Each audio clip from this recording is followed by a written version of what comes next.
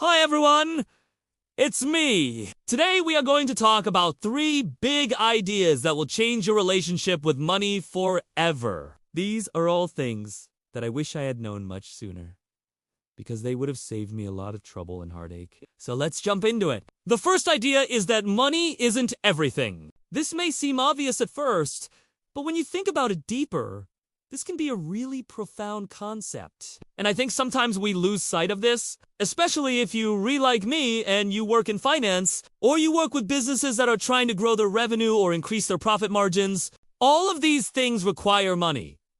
And we can become so focused on generating more revenue, increasing our profit margins, that it's easy to forget that money is just a tool. Money is not an end in itself. And so it's important to keep that in mind. You wouldn't want to become so fixated on making more money that you lose sight of what really matters in life. If money was everything, then someone who is incredibly wealthy but has no friends, no family, no one who loves them could be considered the luckiest person in the world. But we know that's not true. We know that there's more to life than just having lots of money. So I think it's important to take a step back and look at the bigger picture and remember that money is just a tool. It's not an end in itself. So what do you want to use your money for? What kind of impact do you want to make in the world? What kind of legacy do you want to leave behind? These are the questions that I think are far more important than simply how much money can I make or how much money can I save. No!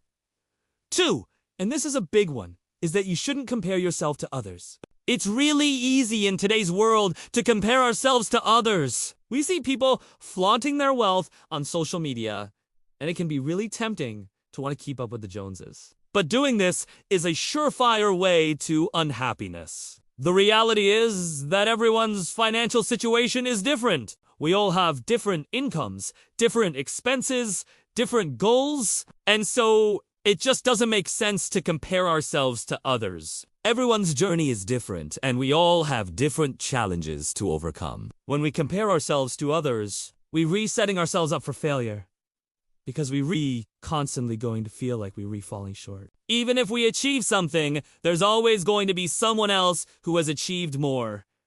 So why even bother comparing? I think it's important to remember that everyone's journey is different, and we should focus on our own path, rather than comparing ourselves to others. This is also really important for our mental health. When we compare ourselves to others, we're often focusing on what we don't have or what we haven't achieved yet. This can lead to feelings of envy, resentment, and jealousy. Not only does this make us feel bad about ourselves, but it also destroys our relationships with the people around us. Envy and jealousy are not positive emotions, and they're certainly not conducive to building strong relationships. I think we should celebrate the success of others and be happy for them. When someone else succeeds, it doesn't take away from our own success. In fact, it inspires us to do better and to strive for excellence. Let's focus on our own journey and be happy for the journey that other people are on. All right?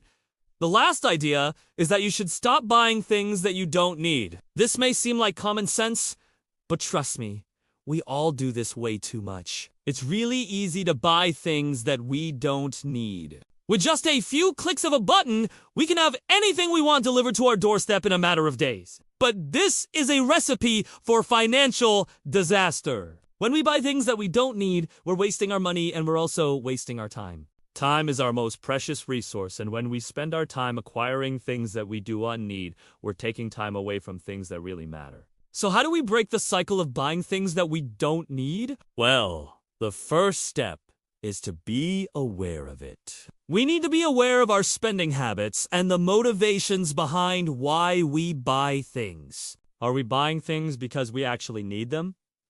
Or are we buying things because we feel like we need them? There's a big difference between the two. Once we're aware of our spending habits, we can start to change them. This takes time and effort, but it's definitely possible. We need to start by setting some financial goals. What are we saving up for? A down payment on a house? A new car? Retirement? Once we have our goals in mind, we can start to develop a budget that will help us reach those goals. This doesn't mean that we have to cut back on all of our spending, but we do need to be mindful of our spending and make sure that it is in line with our goals. One way to do this is to use a budgeting app.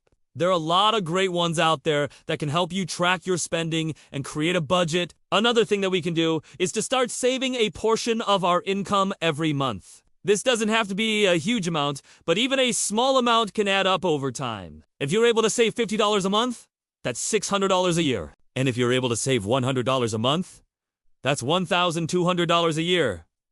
That's a lot of money. I think it's really important to have a plan for our money.